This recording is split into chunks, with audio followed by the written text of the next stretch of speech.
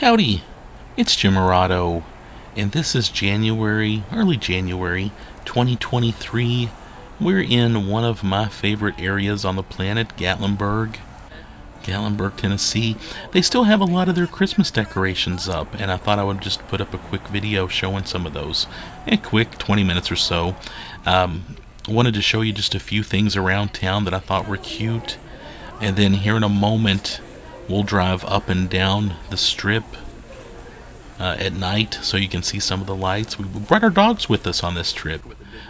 We came with another friend of ours. They brought their dog. We brought our two dogs. And Gatlinburg is a lot more dog friendly than I realized. And I'll mention a little bit of that later. Oh yeah, the donut fryer. I'm famous! And that was my friend Kiri, who has been in some of my other videos, interrupting scenes like that. I'm sorry about that.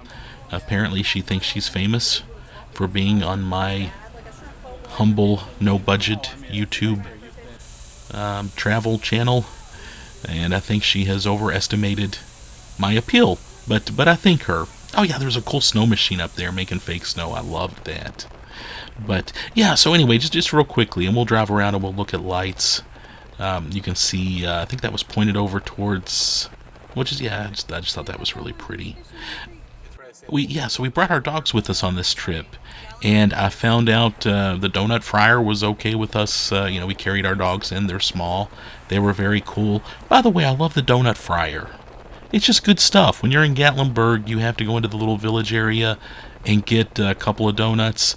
They do their coffee right too. I know my wife is very particular about her drinks, and probably 75% of the coffee shops we go to, she kind of gets kind of specific tea drinks. But she mentioned that the donut fryer really did a good job, so I wanted to just tip my hat to them, and that's an institution down there. We went to Berg Steakhouse. I'm going to put up another video about Berg Steakhouse. They were very dog friendly. They had great food, great atmosphere.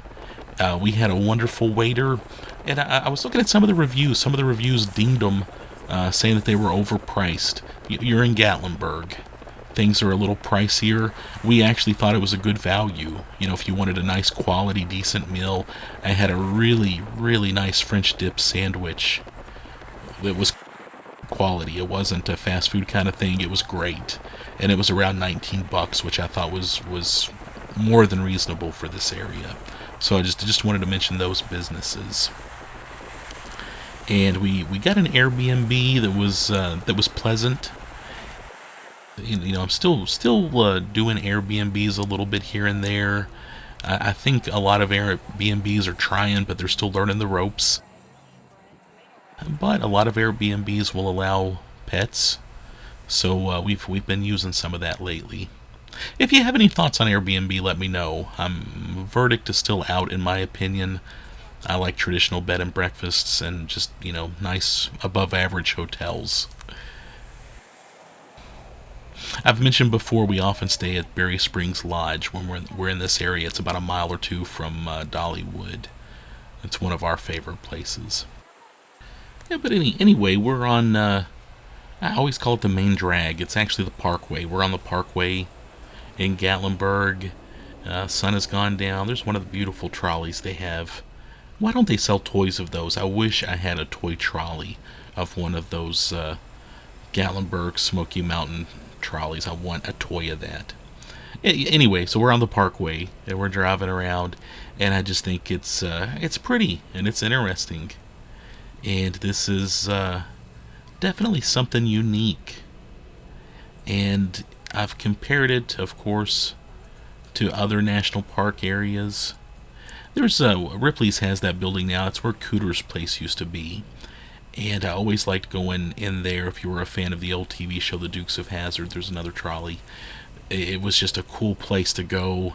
It kind of had a Dukes of Hazzard museum, little shop, mini golf, photo ops.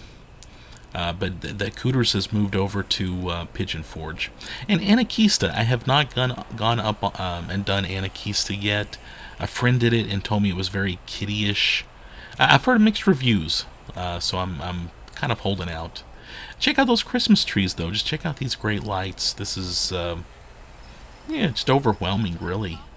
But it's so pretty. And we'll go up and down the Parkway just to let you know what's going on. Again, it's a January night. This is a Saturday night in January. Pretty hopping. Of course, if you're driving up and down the Parkway, probably in June and July, it's going to be even more crazy. In fact, we've kind of been selective about when we go to Gatlinburg because it can be just very, very, very crowded. And especially when you're driving with people walking and stuff, it's you got a lot to watch out for. Love the little village area. Of course, I mentioned the Donut Fryer earlier, just a cute institution there. There's also a Life is Good store back there. I know that's a chain store, but I like their products. I like their shirts. It's one of the few chain shops in this area that I'm fond of. And there's also Jonathan's Bare Necessities, which is over on our right. We're not looking towards it at the moment, but I like that store too. It's kind of similar. And of course, just tons of colorful, lots of candy businesses, lots of places to play games, mini golf. Go out a little bit, you'll see some more go-kart type of businesses. And the moonshine is big in this neck of the woods. I will say we've gotten to where we like the cider places. It's a little easier to deal with. I pretty much don't drink it all, but I will occasionally have a little bit of that hard cider, and I do like that. And of course, you've got several businesses doing that in this area now, and I believe it's all the same. It might have a different label on it, but they're pretty much all the same as far as I can tell. Same with the moonshine. And of course, there you're starting to see the Gatlinburg Space Needle. I've put up another video about that elsewhere. And more t-shirt shops, candy businesses, things like that. And this is just a fun area to walk around. And of course, you've got all the Ripley's attractions, the aquarium on the other side. For some reason, throwing stars, things like that, ninja weapons, I guess for all of your ninja needs, are here too. Yeah, but I mentioned a moment ago there are other, I think of Niagara Falls. If you've been to Niagara Falls, one of the just wonders of the world, and it's beautiful, and it's always crowded, it's always crazy, and they have a similar area to Gatlinburg very close by. You've got a natural wonder, and then you've got just a 24-hour carnival right by it, just like the Smoky Mountains is developed into this. It reminds me a little bit too of Sedona, Arizona. If you've been there, it's beautiful. And then they have kind of a road, kind of a strip of just kind of crazy shops too. But I think especially, oh yeah, and the Wisconsin Dells, of course, another area where you can go and see nature at its best, and then tourist attractions right by it. But Gatlinburg has just become such an institution in its own right. I don't want to criticize it. I'm glad it's there, and I do enjoy it. And my wife and I do try to come here. I'd say probably 2 to 4 times a year we find ourselves in this area. And what I think is interesting is that there are a couple of businesses and a couple of places. I won't say that they've gotten to know me, but I know we were having dinner at the Buckhorn Inn one evening, and our waiter, by the way, great place to go have dinner, the Buckhorn Inn, also a nice bed and breakfast. But the guy that was taking care of us, I asked for a refill or something, and he remembered something I had ordered, not something I'd ordered, but he remembered that I enjoyed their tea quite a bit when we were there the time before. So he kind of remembered me from a previous trip. There's also a candy shop through here. There's a very sweet lady, an older lady, and she has purple hair, and she is just precious. And the last couple times I've been in town, I've went in and just talked to her, and she's just wonderful. Pancakes are big here, and that's something Yeah, pancakes are nice, but I'm just not, pancake drown it in syrup. It's good, and it doesn't matter where I get it. I don't quite know why people love to get pancakes here. It's something I haven't figured out yet, but that is a big thing. And of course, as you go towards this, you're driving out the Parkway here. If you keep driving, you're gonna really get into the national park stuff, which which is pretty cool. And I think many of our trips have evolved. You come down to Gatlinburg, you do some Pigeon Forge, you do some of the Great Smoky Mountains. Most of our trips lately have been more of the Smoky Mountains and less of Gatlinburg. But I still want, if I'm in this area, I still want to at least take a walk up and down the Parkway, even if it's a quick one, just to do it. Even if it's early morning before the shops open, that's something I want to do. And by the way, we just turned around. We're going back the other way on the Parkway, just to let you know. Yeah, I think there was Crockett's. Is it David Crockett's or Davy Crockett's breakfast camp? That place. Yeah, there we go. I like that place a lot. They have a good breakfast. If I'm not staying at a place providing a decent breakfast, that is the place to go. Get there early though. Of course, there's the hotel up here. Over Gatlinburg. There's right now, I think, 3 businesses that'll take you up, in a ski lift or in a little car, take you up on a mountain, let you do some other stuff. And there is a marker up ahead in front of one of the hotels. I can't think of the name of it at the moment, but of course Rocky Top was written at one of the hotels up here on the left. And there is a historic marker out front. There's a town not too far from here. It's not close, but it's not too far, that recently changed its name to Rocky Top. So there is a town called Rocky Top, Tennessee. I know if you're into ghost walks and that sort of thing, I know there's at least a few companies doing that sort of, offering that kind of service. And we did one, our first trip down here, and it was interesting. But I haven't done another one since. If you've done something like that, or if you can recommend a good company, especially if they get more into the history and less into the orb kind of thing, let me know. And I have read there's a ton of books about especially people missing in the Great Smoky Mountains, and I've read several of those. If you need a recommendation, let me know. There's several really interesting books about just strange events that have happened in the Great Smoky Mountains.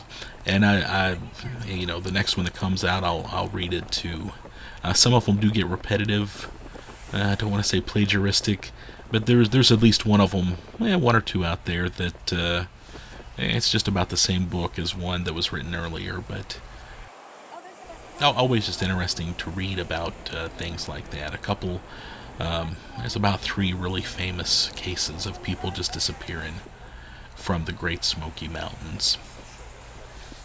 And I hate to admit this, I am a sucker for, tourist traps. I'm a sucker for, I've always got to buy a patch or two, some postcards, t-shirts. I absolutely love that. If you tell me there's a tacky gift shop with lots of stuff made in China, I'm there. And this is a cool town for that sort of thing. And I wouldn't admit that to everybody. Of course, there's the mall there too, which is really interesting. It's about a 4-story mall, and they have some unique businesses there. Of course, including t-shirt shops, candy, you name it. There's a pretty cool record store in there I like. Just an interesting place, and I'm glad to see that place still surviving and thriving, really. But yeah, always an interesting place to walk through. Of course, you got the aquarium coming up, the Ripley's Aquarium. I've done that a couple times. I like it. It can be crowded though. If you're going to do that, maybe think about timing it out to where you're going on a Tuesday or something, not a holiday weekend. Of course, all the lights are up. It's so pretty. I was glad we got to see some of the Christmas lights still up, even though we went in January. That was kind of like an extra bonus to me. And of course, there are events here quite a bit. I know we were here one weekend in March, and they were having like a Santa Claus festival. I don't know if it was like a convention or what, but we watched a Santa Claus parade, and that was a lot of fun. I really enjoyed that. On my TV, on our TV the other night, they had a Christmas parade through town, and I was able to catch that on my local TV here in Kentucky. And there's old Red there where the Hard Rock Cafe used to be.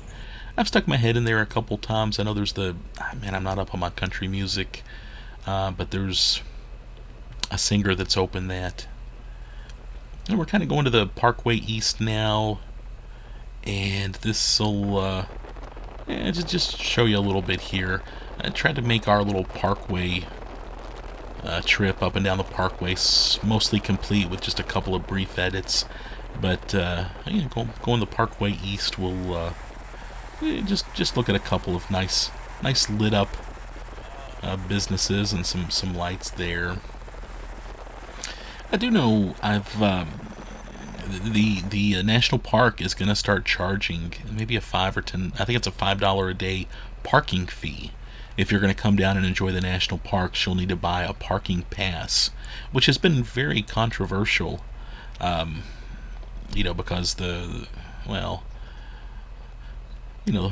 some people feel that the park should be totally free, and there is no entrance fee, and they're kind of trying to stand by that, but they are going to charge a fee. You'll have to buy a parking pass if you want to park and go hike or something like that in the parks. I think that starts in March, if I'm not mistaken. Also wanted to mention that here in Kentucky, I think about this area a lot. I really like it. I enjoy my time here. I like knowing what's going on, and I have been listening to 105.5 once or twice a week. With thank goodness with the World Wide Web, we can listen to radio stations that are not local, and I enjoy doing that quite a bit myself. And I like 105.5, Steve and Jay in the morning, the redneck and the red coat. I really like that radio show. They talk a lot about local things going on in this area, and I really like what they're doing, and wanted to mention them really quick.